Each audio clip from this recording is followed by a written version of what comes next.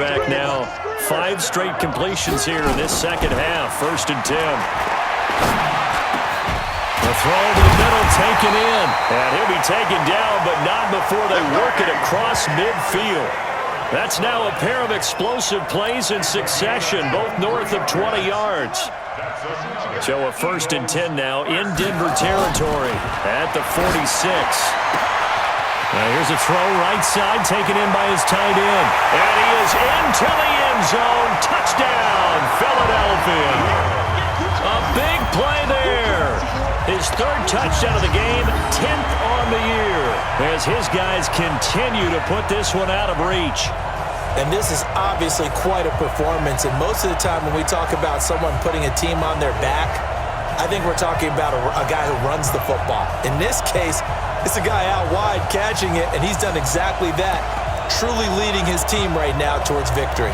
3 touchdown catches. He's been the headliner. Doug Peterson says, let's go for 2 here. A toss running left. It's Sanders. And they are just not going to let up as he is into the end zone here for 2 more. Oh, boy, rubbing a little salt in the wound there, going for 2 up this big. You know, there's one time when I played, Brandon, and played against a team that was just absolutely pile driving us, and they ended up going for 2 late in the game. And I asked one of the guys, why'd you do that? He said, because we wanted to win by more. That feels like that type of situation. Wow. Well, it could also result in a melee later, though. Lock and the Broncos going to come up 1st and 10 at their 25-yard line. Now it's Freeman. And forget about finding a lane. He barely had time to look up before he was planted in the backfield. Another example of just a dominant performance by this defense. Yeah, you hear all the time about teams that try to steal signals from the other side and try and learn their signs and their tendencies. It's almost like they get the answers to the exam the night before and were well prepared for this final. Call it a loss of 2 on the play. And they're going to face an uphill battle here on 3rd and long. So time to start going in the other direction as they come up now 3rd and long. And his pass is intercepted for the 4th time today. Picked off at the 45. And they will finally stop him, but a great return gets that football all the way down to the 16-yard line. That interception sets them up beautifully already in the red zone. And you can hear it all the way up here. Oski, everyone turned to block, find a spot, and now they're set up inside the red zone for their offense. They'll come out throwing here on 1st down. Forced out to his left. And now they're inside the 10 as he's brought down at the 9. Nice work to get 7 out of that, and it's 2nd down.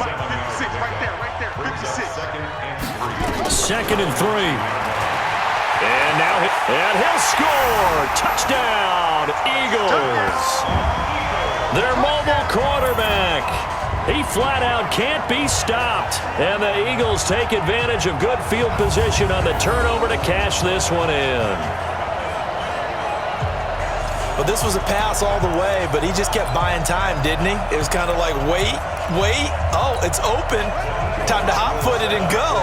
And, boy, was he successful. Yeah, didn't go to the outside toward the pylon, just straight ahead, middle third of the field. Shortest distance between 2 points.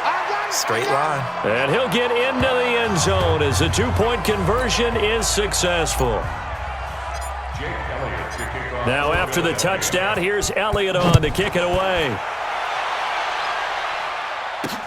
This is taken about 7 yards deep. And no run back here. This will be a touchback, and it comes out to the 25-yard line. Lock and the Broncos going to come up 1st and 10 at their own 25-yard line. They'll try to get the ground game going with Freeman. And not much to speak of. Call it a 1-yard gain up to the 26. The Pro Bowler Fletcher Cox there to get him down. The last play got just a yard. Here's 2nd and 9 from the 26. Again, they'll run with Freeman. And he'll go down right at the 30-yard line. And that's one of the reasons you like to blitz even on rundowns. It confuses the blocking assignments. It doesn't allow those offensive linemen to get up to the 2nd level. Here's Locke to throw. And my goodness, another interception. Picked off by the linebacker, Nigel Bradham. And his guys are going to take over at the 31-yard line. The interception woes, they just continue to mount. He's thrown 5 picks. At this point, you got to be thinking, is it something between the ears? I think a confidence hit does occur once you start getting those numbers up there a little bit. But as you and I both know, it's not always just one guy's fault. Maybe somebody ran the wrong pattern. Maybe some balls were tipped. It could be so many different things. Bottom line, though, it comes back to the guy throwing them. The beauty of being able to play a zone defense when you can sit back and see the ball coming out of the quarterback's hands, guess what? Creates a lot of confusion, kind of a muddle in the middle of the field where you can go make a play on the football. It's an Eagles first down on a gain of 11. We use the word relentless a lot with guys who are aggressive on the field. In this case, it really fits, doesn't it? How about his ability to break tackles and his feet never stop moving?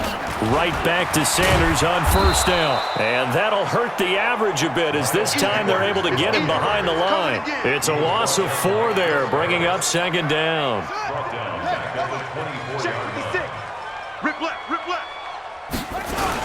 It's a second down run with Sanders. It's a pickup of 12, and that'll set up a third down. They're trying to show that they can run the ball and protect this lead. Give it to the backs, play a little bit of keep away, don't you think? And that's probably a good philosophy at this point, going to make that defense stand up and stop them. They'll try and run here with Clement. And he is into the end zone. Touchdown, Philadelphia. Corey Clement, his 25th touchdown, tying him at Smith for the 5th most in one season as his guys continue to pour it on. And he certainly played a pivotal role with those 2 TDs and why they're up on the scoreboard right now. Well, someone's all about winning, aren't they? Because he's not worried about the number. Sure, it's great to have 2 touchdowns. But the bottom line is what he's doing is contributing to their lead. He wants to continue to do so. And he will get into the end zone again, and he seems to have a nose for it as he gets both the touchdown and the 2-point conversion. Entering pause screen, resume.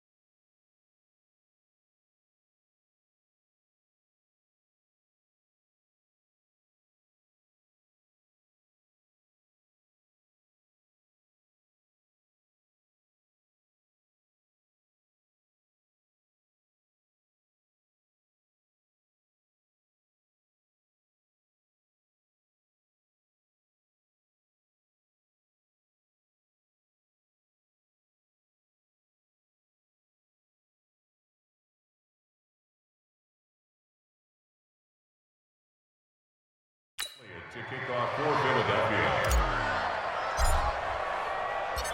Now after the touchdown, here's Elliott on to kick it away. That'll be taken in the end zone. And no run back here. This will be a touchback, and it comes out to the 25-yard line. And Denver getting set to take the field. They are right now just ice cold. I mean, they have struggled big time in this game, and they're getting blown out. How do they adjust? So tough because we always talk about it being a team game, and you need all 11 working well together. But every now and then, partner, you need that one guy who can make a play against all odds that maybe can ignite things. And I think that's what they're looking for right now. Yeah, you talk about going to your playmakers. They probably need to do it. Find someone that you're used to touching the football that makes big plays and give them that opportunity to maybe wake up everyone else. On 2nd and 12, Locke, and that'll be incomplete. Took a pretty good shot as he tried to pull that one in. Couldn't hang on 3rd down. Brandon, at least there's one bright side to that incompletion. What's that? It wasn't an interception. Wow. You're a nice guy. That was kind of savage. But correct. No pick, just incomplete that time. And now the 3rd down throw incomplete as well. Another drive comes and goes. Still nothing on the scoreboard. Yeah, and when the second half comes, you know, it's real easy to get discouraged and wonder if you're ever going to get things started. You just got to fight through it. Got to keep pounding away. Now Sanders.